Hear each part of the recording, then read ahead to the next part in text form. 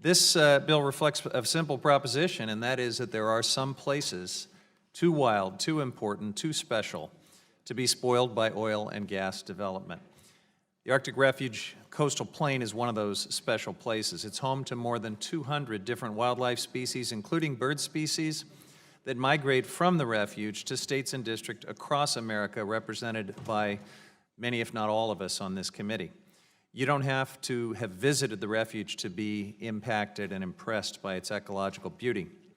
And as we heard during the subcommittee hearing on this bill, we know its ecological bounty has a great impact locally in Alaska. The porcupine caribou herd is a vital source of subsistence for the indigenous Gwich'in people, and the herd's survival will be imperiled by oil and gas development. During the subcommittee hearing, I heard my colleagues on the other side of the aisle point to evidence that the porcupine caribou herd is doing just fine, which is exactly the point. At a time in which the 2018 Arctic Report Card found that caribou populations across the Arctic had declined by 56% over the last 2 decades, the porcupine herd has shown strength because of the protections of the Arctic Wildlife Refuge.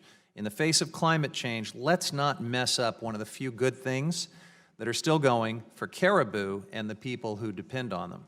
I also want to make absolutely clear what this bill does, which is simply restore the Arctic Refuge to the status it had before the Republican tax cut bill of 2017.